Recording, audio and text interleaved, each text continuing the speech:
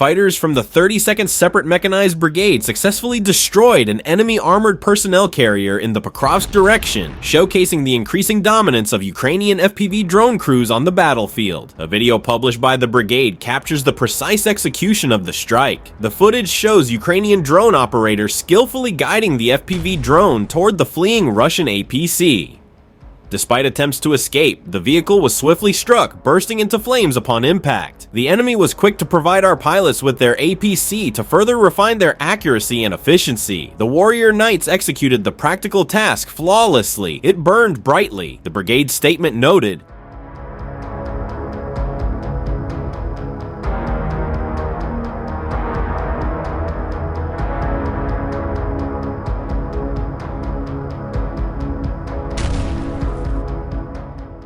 Meanwhile, today, there is a lot of news from the Siversk direction, Donetsk Oblast. Here, the Russian offensive operation to finally reach Siversk faces a battle-hardened Ukrainian stronghold manned by experienced veterans. To overcome it, the Russian commanders launched a large-scale mechanized attack on 3 vectors, only for Ukrainians to completely annihilate each one of them. The Russian goal is clear: they must capture Verkhnokamianska at any cost to pave the way for a larger offensive towards Siversk. This crucial logistical hub directly supplies Ukrainian forces in the area and is a major node in this part of the front line. As long as Ukrainians hold Siversk, the entire Russian front remains unstable, with Ukrainian forces able to launch counterattacks and disrupt Russian supply routes.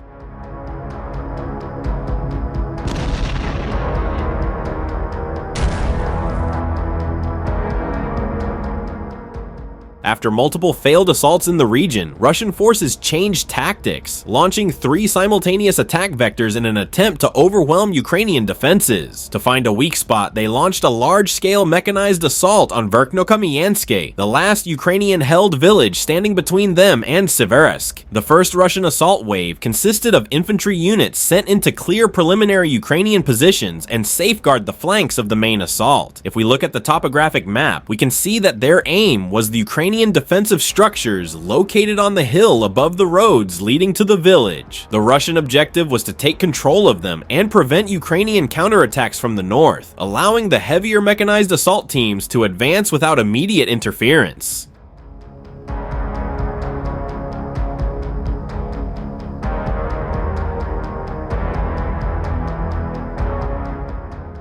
Geolocated footage shows Russian soldiers hiding in a ditch, attempting to toss explosives into a Ukrainian bunker.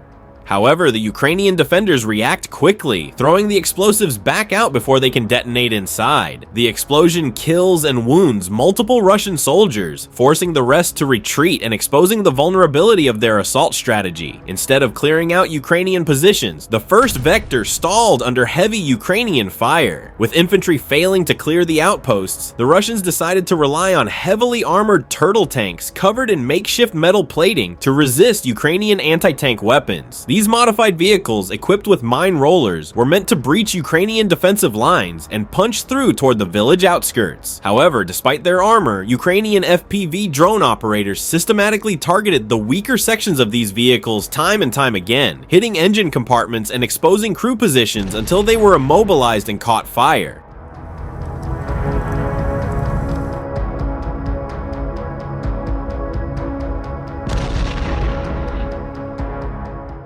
As the first turtle tank exploded in a massive fireball, Russian infantry disembarked and ran for cover but was left entirely exposed and easy prey for the Ukrainian drone operators. Russians started being hunted down by swarms of kamikaze drones and drone-dropped grenades, effectively eliminating dozens of Russian troops before they could reach Ukrainian trenches. Despite failing to secure the hills or breach Ukrainian lines in the first 2 assaults, Russian forces launched a third attack with another wave of armored vehicles. Likely believing the Ukrainian defenders were exhausted, they hoped this final push would finally break through.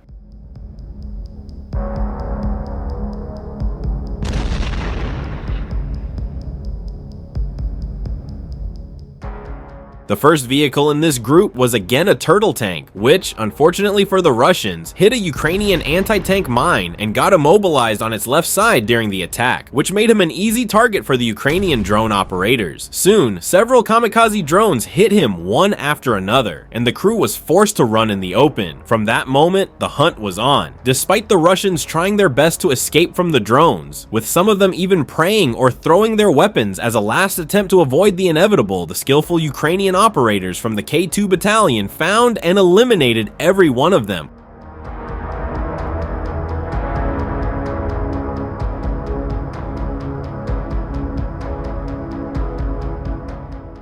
Overall, despite attempting a coordinated assault on multiple vectors using infantry clearing teams and armored vehicles, the Russians failed to breach Ukrainian defenses towards Seversk. While each attack vector was designed to mutually support the others, Ukrainian forces effectively neutralized each one, ensuring that Russians could not achieve a breakthrough. By maintaining control of Verkhnokamianske, Ukrainians have once again halted the Russian advance, keeping Seversk and the front line stable while prompting enemy forces into another disastrous assault.